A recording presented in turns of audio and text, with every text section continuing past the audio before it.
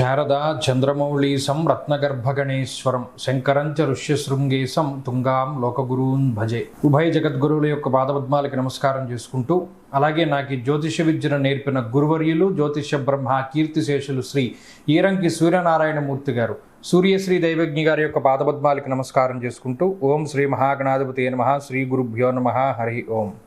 వీక్షకులందరికీ నమస్కారం. ఆగస్ట్ మాసమందు ఏ విధమైనటువంటి గ్రహస్థితి ఉండబోతూ ఉన్నది, అలాగే ఆగస్టు నెలలో ఉండేటువంటి కుజగ్రహ మార్పు లేదా శనేశ్వరుని యొక్క వక్రగతి ఫలితము లేదా రవిగ్రహ మార్పు ఇత్యాది ఫలితాలు ద్వాదశ రాశుల మీద ఏ విధమైనటువంటి ప్రభావాన్ని చూపించబోతూ ఉన్నాయి, లేదా ఆ నెల రోజుల పాటు ఏ విధమైనటువంటి గ్రహస్థితి వల్ల ద్వాదశ రాశుల వారు ప్రభావాన్ని పొందబోతూ ఉన్నారు అనేటువంటి విషయాన్ని చాలా క్లుప్తంగా ఈ వీడియో ద్వారా తెలుసుకునేటువంటి ప్రయత్నం చేద్దాం. ముఖ్యంగా ఈ శాస్త్ర సంబంధమైనటువంటి విషయాన్ని అతి పురాణ గ్రంథమైనటువంటి గోచార దర్శిని వంటి ఉత్కృష్టమైనటువంటి గ్రంథం ఆధారంగా పూర్తి శాస్త్ర ప్రమాణాలతోటి ఈ విషయాలన్నింటినీ కూడా చెప్పడం జరుగుతూ ఉన్నది. ముఖ్యంగా ఈ ఆగస్టు మాసంలో ఉండేటువంటి గ్రహస్థితిని గనక గమనిస్తే, ఆగస్టు 2వ తారీఖున ఉత్తరా నక్షత్రము 2వ పాదంలోకి శుక్రుని యొక్క సంచారము జరుగుతూ ఉన్నది. అనగా శుక్రుడు తన యొక్క నీచక్షేత్రమైనటువంటి కన్యలోకి ప్రవేశం చేస్తారు ఆగస్టు 2వ తారీఖు నుండి. తదుపరి మాసం అంతా కూడా ఆయన అక్కడే సంచారం చేస్తారు. అలాగే 3వ తారీఖున మృగశిర నక్షత్రం 3వ పాదంలోకి కుజుని యొక్క సంచారం జరుగుతుంది. అనగా మిథున రాశిలోకి కుజుని యొక్క సంక్రమణం జరిగి ఆ నెలంతా కూడా కుజుడు అదే రకంగా ఆయన సంక్రమణం చేస్తూ ఉంటారు. అలాగే 18వ తారీఖున సూర్యుని యొక్క మార్పు, ఇప్పటి వరకు కర్కాటక రాశిలోకి ఆయన యొక్క సంచారం సాగింది. 18వ తారీఖున కర్కాటక సంక్రమణాన్ని వదిలిపెట్టి ఆయన సింహరాశిలోకి ఆయన యొక్క సంక్రమణాన్ని ప్రారంభం చేస్తారు. అంటే 18వ తారీఖు నుండి మాసం చివరి వరకు కూడా రవి యొక్క గమనము అనేటువంటిది సింహరాశిలోనే ఉంటుంది.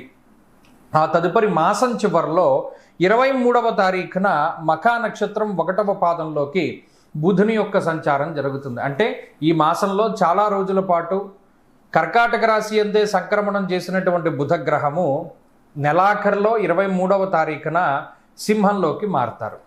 అయితే ఈ మాసంలో గురుడి యొక్క స్థితిగతులన్నీ కూడా కర్కాటక రాశిలోనే ఆయన యొక్క సంక్రమణం సాగుతూ ఉన్నది కాబట్టి ఫలితాలన్నీ కూడా అక్కడి నుండి తీసుకుంటాం.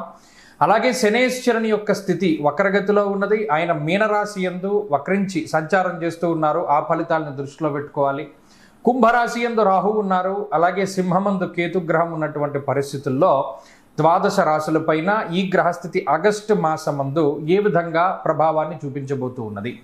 మరీ ముఖ్యమైనటువంటి విషయం, ఆగస్టు మాసంలో మనకి అనగా భారతదేశానికి ప్రత్యేకించి కనబడేటువంటి గ్రహణములు కానీ లేదా మరి ఏ ఇతరమైనటువంటి దుర్నిమిత్తములు కూడా కనబడడం లేదు. కావున ఎటువంటి గ్రహణ నియమాలు కూడా మనం పాటించవలసినటువంటి అవసరం లేదు. ఈ విషయాలను కూడా మనం దృష్టిలో పెట్టుకోవాలి.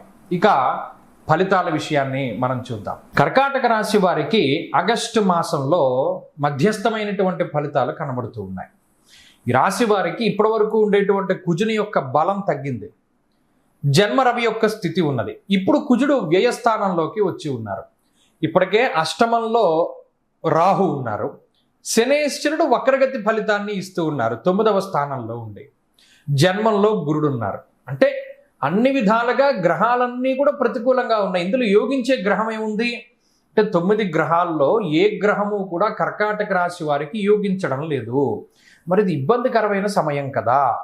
జన్మరాశి యందు రవి, జన్మరాశి యందు బుధుడు, అలాగే 12వ భావమందు కుజుడు, అష్టమమందు రాహువు, శనేశ్వరుడు ప్రతికూలంగా ఉండడం, జన్మరాశి యందు గురుడు, ఇలా కేతువుతో సైతంగా శుక్రుడితో సైతంగా ప్రతి గ్రహము ప్రతికూలంగా ఉన్నప్పుడు మనం ఏం చేయగలుగుతాము? చాలా జాగ్రత్తగా ఉండవలసినటువంటి సమయము. కర్కాటక రాశి వారిది ప్రధానంగా గుర్తుపెట్టుకోవాలి. ఏమంటే ఏ రకంగా, ఎందుకంటే మంచి ఉన్నప్పుడు మంచి, చెడు ఉన్నప్పుడు మనం జాగ్రత్త పడాలి. అటు వెళితే జారిపోతావు అన్నప్పుడు అటు వెళ్ళకూడదు సాధ్యమైనంత వరకు. లేదండి మనం వెళ్ళాలి ఖచ్చితంగా. అలాంటప్పుడు మనం ఏం చేయాలి? ఒక జారనటువంటి చెప్పులు వేసుకో, లేదా ఏదైనా టైర్ వేసుకుని టైర్ మీద నుంచుని ఒక్కొక్కటిగా దాడుతూ ఉండేలా ఏదో ఒకటి చెప్తారు కదా, ఒక పాకుడు జారే ప్రదేశం ఉన్నప్పుడు. అలాగా సరే మనం జీవితంలో ముందుకు సాగాలి. ఈ గ్రహస్థితి ఇలా ఉన్నప్పుడు ఏం చేయాలండి? ఒకటి, జన్మ రవి లేదా జన్మ గురుడు ఏం చేస్తారు? అహంకార భావాన్ని పెంచుతారు.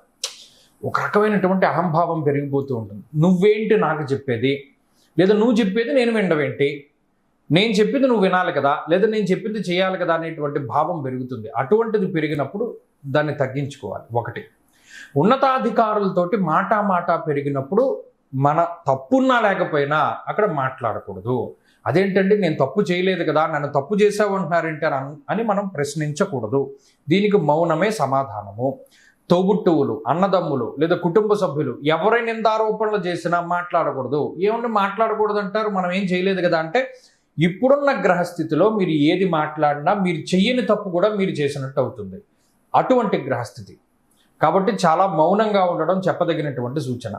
ఈ గ్రహస్థితిలో ఆరోగ్యాన్ని జాగ్రత్తగా చూసుకోవడం, ఏదైనా నిందారోపణలు వస్తే సౌమ్యంగా భరిస్తూ ముందుకు వెళుతూ ఉండడం, ఖర్చులు ఎక్కువ అవుతూ ఉంటాయి, జాగ్రత్తగా వాటిని బ్యాలెన్స్ చేసుకుంటూ ముందుకు వెళుతూ ఉండడం, తీరిక లేనటువంటి సమయం అంటే అసలు మీ క్షణం తీరిక లేదు కానీ ఆదాయం లేదు అన్నట్టు ఉంటుంది. అసలు ఖాళీ ఉండదు కానీ దానివల్ల ప్రయోజనం ఉండదు. అలాంటి పరిస్థితులను కూడా ఎదుర్కొనవలసి వస్తుంది. బంధుమిత్రాదులకు కానీ లేదా ఇంకొకళ్ళకి కానీ ముఖ్యంగా భార్య తరఫు బంధువులకు కానీ మీరు చాలా చులకనగా మారుతూ ఉంటారు. అయినప్పటికీ మాట్లాడకండి. ఈ ఒక్క నెల మాట్లాడకండి. ఈ నెల గనక కొంత సౌమ్యంగా ఉంటే వచ్చే మాసంలో అద్భుతాలు వస్తాయి. ఈ మాసం అంతా ఏం చేయాలండి? చాలా అద్భుతమైనటువంటి ఈ దోషాలను పోగొట్టేటువంటి పరిహారం ఒకటి చెప్తాను, అది జాగ్రత్తగా మీరు చేస్తున్నారు. గణేశ పంచరత్నము, ముదాకరాత్తమోదకం. చక్కగా గణేష పంచరత్నం ఉంటుంది. ప్రతిరోజు పొద్దున లేవగానే చదువుకుంటూ ఉండండి. మిమ్మల్ని ఏ ఇబ్బంది కూడా ఏమీ చేయలేదు. గణపతి ప్రత్యేకించి ఆయన చూసుకుంటారు. అదొకటి చేయండి. ఈ మాసంలో మంచి ఫలితాలను మీరు పొందగలుగుతారు.